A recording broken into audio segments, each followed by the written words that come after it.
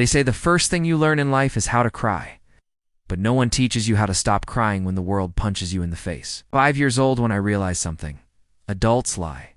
Not all of them. But enough to make you question everything you're told. I asked my teacher why we couldn't build cities on the moon. She laughed and said, "That's just science fiction." That day I learned my first truth. Most people stop dreaming because someone told them to. But I didn't. I went home, found an old book on rockets, and read until my eyes burned. I didn't understand half of it. I was a kid after all. But I understood one thing. We want to go anywhere if we keep listening to people who have already given up. When I built my first video game. It was crude, ugly even, but it worked. It was my proof. You don't have to wait to be great. You have to start. At the time I had 100 ideas and no money. My family couldn't help. My country, South Africa, was beautiful but torn apart by conflict. I wanted out not because I hated where I was, but because I couldn't grow where I stood. So I left. Alone. Canada first. Then the US with a backpack and a wild belief. Somewhere out there, my ideas could live. I learned early on that the world doesn't care about your feelings. Could be the smartest guy in the room, the most passionate, the hardest working, and still fail. Over and over, people don't clap for effort. They clap for results. And yet, the people who change the world. They never stop at failure. I slept on the floor, showered at the YMCA. I lived on $1 a day. I wasn't special. But I was. Obsessed. If you want something impossible, you have to become unreasonable. Normal people live for comfort. Obsessed people live for vision. That's how I started Zip. I didn't know how to run a company. I just knew how to solve a problem, and that was enough. I didn't hire MBAs. I hired people who believed. People who would bleed with me, not just show up for a paycheck. We sold that company for $1 million. You'd think I was happy. But money doesn't quiet the voice in your soul. Purpose is louder than profit. So I started X.com, which became PayPal, and we almost died doing it. Every week we had problems that could sink us. Competitors, lawsuits, internal chaos. But we survived. Not because we were lucky, but because we didn't quit. Then I did something that made no sense. To anyone, I took my money and bet it all. Not on houses, not in stock, on rockets. Everyone laughed. Even my closest friends said I was insane. They asked me, why waste your fortune trying to go to Mars when you can retire and live like a king? And my answer was simple, because I don't. Want to die with my potential unspent? SpaceX was born in a dusty warehouse with secondhand equipment and first-rate dreams. We failed the first launch, then the second, then the third. Each one burned millions. Each one pushed us to the edge. And then, on the fourth attempt, when we had just enough money for one last try, it worked. That launch saved us. It saved SpaceX. You're never out of the game until you quit. People always ask me, Elon, what motivates you? And I tell them, the future. A future where we don't have to choose between survival and imagination. A future where a kid with no money, no connections, and a heart full of questions can still change the world. This story isn't about success. It's about resilience, discipline, insanity even. Because the truth is, you don't change your life at. You change your life you change your life whenever you refuse to accept the world the way it is. And that's what I learned. One brutal, beautiful lesson at a time. Most people think success is a straight line. They imagine you build one company, sell it, get rich, and then life becomes easy. That's not how it works. After PayPal, I could have retired, bought an island, disappeared, but the thought of doing nothing terrified me more than losing everything again. Comfort zones are where dreams go to die. The world didn't need another billionaire. It needed believers. Builders, people crazy enough to say, we're going to Mars, and actually mean it. So I split my money 3 ways. SpaceX, Tesla, Solar City. Everyone said I was spreading myself too thin, that I was setting myself up for disaster. And they were right. I was standing in 3 storms at the same time. Tesla was bleeding money. SpaceX was still a long shot. Solar City was a gamble. I was the richest poor man alive. If you truly believe in something, you have to be the first to risk everything for it. We were weeks away from bankruptcy.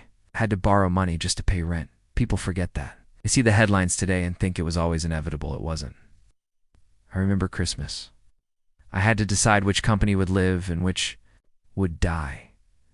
There wasn't enough cash to save them all. But then a miracle. NASA called. We got a $1 billion contract. Just enough oxygen to breathe. And Tesla. We got funding hours before we went under. Not days. Not weeks. Hours. That's lesson 8. Life will test you right to the edge and then ask, do you still believe? I believed. Even when I was exhausted. Even when the world said, give up. Because I didn't start these companies for money. I started them because I saw a problem and couldn't sleep until I tried to fix it. Tesla wasn't just about cars. It was about survival, about building a future that doesn't burn itself to the ground. People mocked electric vehicles. They called them toys. They said the market didn't exist. But we built anyway. And the moment the Model S hit the road, everything changed. Suddenly, the impossible looked inevitable. First they laugh, then they fight. Then they copy you. You don't win by doing what others expect. You win by doing what no one sees coming. We made the Roadster. Then the Model S. Then the X. Then the X. Each one faster, safer, smarter. And with every new release, we shattered an old belief. Meanwhile, SpaceX was launching satellites, then astronauts, an entire space station's worth of cargo. We reused rockets. We landed boosters on drone ships in the middle of the ocean. Things even NASA said couldn't be done. You're not here to live by other people's limits. The moment you stop asking, can I? And start asking, how can I? Everything opens up. And no, it didn't get easier. Every stage brought new challenges, new enemies, new risks. But that's what growth is. It's the constant breaking of who you were so you can become who you need to. I've learned that leadership isn't about being the smartest. It's about being the most committed. It's about showing up when others walk away. It's about making impossible decisions like firing people you care about, or saying no to billion-dollar offers, or walking away from comfort to chase something that might never happen. Vision is more powerful than fear. Fear says protect what you have. Vision says build what doesn't exist. I chose vision. Every time, even when it broke me, even when it nearly killed me. And in those quiet nights, no one around, just the weight of it all pressing on my chest, I remembered one thing. I wasn't here to survive. I was here to build the future. They say time heals everything, but they forget to mention that time also tests everything. The longer you stay in the game, the more storms you'll face. The critics get louder. Stakes get higher. The weight on your shoulders grows heavier. And still, you must move forward. If you stop evolving, you start decaying. By the time the world noticed Tesla and SpaceX were surviving, I had already shifted focus. I didn't want to just succeed. I wanted to transform entire industries. I looked at traffic and thought, this is a disease. So I founded the Boring Company. People laughed again. They always do. Tunnels, really? But every great solution starts as a joke. Then came Neuralink, another dream, another wall to break. If your ideas don't scare people, they're not big enough. You see, every invention that matters once looked like madness. Electricity, flight, the internet. You're mocked until the moment you win. Then they call you a genius. But what they don't see, what they'll never understand, is the pain behind every step. The sleepless nights, the betrayals, the crushing self-doubt. The moments when you look in the mirror and wonder, am I wrong? Even when you're right, it will feel like you're wrong until the world catches up. I've had rockets explode in midair, cars that failed quality tests, employees who quit mid-crisis, regulators who wanted to bury everything we built. But the most dangerous enemy I ever faced? My own mind? When you dream bigger than anyone, you carry a burden no one else sees. You see futures that don't exist yet, and it's lonely. It's isolating. And sometimes it breaks. Your vision must be stronger than your emotion. You don't build world-changing companies on motivation. You build them on discipline, on obsession, on waking up every day, even when your soul feels like it's bleeding and choosing to go again. I've cried in factories. I've screamed into silence. I've felt the edge of mental collapse, and yet I never stopped. If not you, then who? If not now, then when? People often say, but Elon, you had the money, the connections. No. I built everything from the ground up. I wasn't handed the keys, I broke through the doors. And the truth is, no one believes in you at first.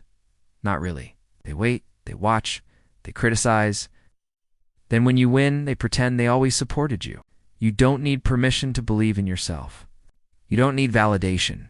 You don't need applause. You need purpose. You need the kind of belief that roars louder than every doubt around you. I've lost friends. I've made enemies. I've sacrificed peace, comfort, and certainty. I've never regretted chasing a dream that could make life better for others. Success isn't about money. It's about impact. Are you building something that will matter years from now? Are you solving problems no one else wants to face? Are you giving your life to something bigger than yourself? If the answer is yes, then keep going, even if no one claps. Even if no one sees. Even if it breaks. Suffering with purpose is more powerful than comfort without meaning. And when you finally see it, the rocket rise, the car drive, the impossible become real, you'll know it was worth it. Not for the fame, not for the fortune, but for that quiet moment when you realize you didn't just dream, you built. You changed the world. There's something people don't talk about when it comes to success. The silence. After the celebration fades. After the press stops calling, you're left with yourself. And the question, what now? Success doesn't satisfy. You purposely does. I've been at the top. I've been at rock bottom. Neither place changed who I was. What defined me was the path, the climb, the suffering, the struggle, the why behind it all. And I learned something terrifying along the way. You can be rich and still be empty. You can be famous and still be lost. So I kept building, kept dreaming, not because I needed more ... but because the fire inside wouldn't go out. People called me addicted to work. They said I was obsessed. Too intense, too extreme. They were right. 'Cause you can't create extraordinary things by living an ordinary life. I missed birthdays. I missed vacations. I missed sleep. But I never missed a chance to push the world forward. I remember standing alone in a Tesla factory at a DOTM, exhausted, hungry, frustrated. Everything is going wrong. And I looked at that assembly line and thought, this is my war. Not with people, not with competitors, but with limits, with excuses, with gravity itself. You're not here to coast through, you're here to leave a mark, a deep one, a permanent one. One they'll talk about long after you're gone. And to do that, you must sacrifice. You must go through pain. You must die to your comfort again and again. You think it's fun watching rockets explode? You think I smiled when Tesla almost died 5 times? No, I cried. I broke. But I kept going. Because I knew what was at stake. The survival of mankind. The future of our planet. The chance to inspire a generation of builders. Lesson 23. If your mission is big enough, your pain becomes fuel. That's how I see pain now, not as a curse, but as a gift. It sharpens, burns away weakness. It forces clarity. And when you endure it long enough, you become someone who can't be broken. People talk about legacy. Talk about their name being remembered. Legacy isn't about your name. It's about what you gave. Did you give your time? Your gifts? Your blood? Did you give something that made the world better even a little bit? Because in the end, buildings will crumble. Stock prices will fall. Fame will fade. But what you've built, inside others that lasts, the inspiration, the courage, the permission to dream. If I've done anything right, it's this.